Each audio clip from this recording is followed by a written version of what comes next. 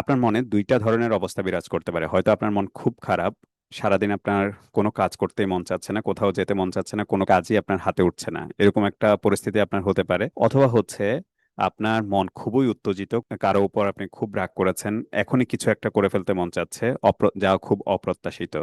এই ক্ষেত্রে এটার সমাধান হচ্ছে বা এটা সূত্র হচ্ছে, যেটা জীবনের একদম একটা গোল্ডেন নিয়ম, সেটা হচ্ছে মোশন ক্রিয়েটস ইমোশন। মানে আমাদের গতি আমাদের আবেগ তৈরি করে।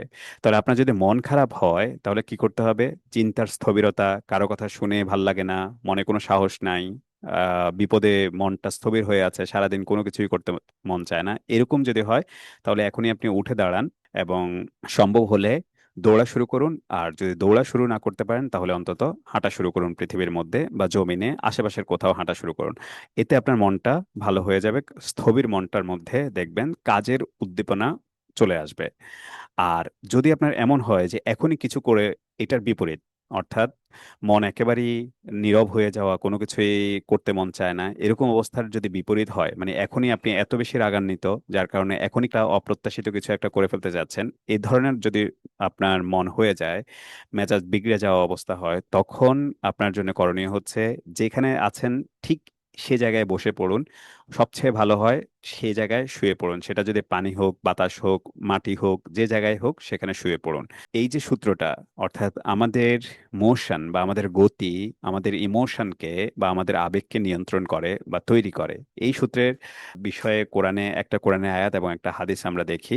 প্রথমত হচ্ছে, আমাদের মন যদি খুব শান্ত হয় তখন আমাদের কি করা দরকার? তখন কোরআন আল্লাহ তাআলা বলছেন, আফালাম ইয়াসিরু ফিল আরদি ফাতাকুনা লাহুম কুলুবুন ইয়াকিলুনা বিহা আও আযানুন ইয়াসমাউনা বিহা। এর অর্থ হচ্ছে, তারা কি দেশ ভ্রমণ করেনি যাতে তারা সমজদার হৃদয় ও শ্রবণ শক্তি সম্পন্ন কানের অধিকারী হতে পারে? মানে যদি কেউ দেশ ভ্রমণ করে, যদি কেউ হাঁটা শুরু করে, তাহলে তার মন পরিবর্তন হবে, তার অন্তর পরিবর্তন হবে, অন্তর চিন্তাশীল হবে, তার অন্তর চিন্তা করার সক্ষমতা অর্জন করবে এবং সে অনেক কিছু বোঝার, তার শ্রবণ শক্তি বাড়বে, সে অনেক কিছু বোঝার সক্ষমতা তার অর্জন হবে। তবে এটার জন্য দরকার হচ্ছে জমিনের মধ্যে ভ্রমণ বা হাঁটা শুরু করে দেওয়া অথবা দৌড়ানো। দ্বিতীয় নাম্বার যেটা একটা হাদিস থেকে আমরা পাই, সেটা হচ্ছে মন যদি বিগড়ে যায় বা এখনই অপ্রত্যাশিত কিছু করে ফেলার মতো ইচ্ছা হয়, তখন রাসূল সাল্লাল্লাহু আলাইহি সাল্লাম বলছেন যে, ইজা গদিবা আহাদুকুম, যদি তোমাদের কেউ একজন রাগান্বিত হয়, ওহুয়া কয়মুন, এবং সে যদি দাঁড়ানো অবস্থা হয়, ফালিয়াজলিস, তাহলে সে যেন বসে যায়। ফাইন জাহাবা আনহু গদাবু, যদি এতে তার রাগ চলে যায় তাহলে তো ভালো কথা। ওয়া ইল্লা, আর যদি না যায় তাহলে ফালিয়াদ তাজিউ, তাহলে সে যেন শুয়ে পড়ে।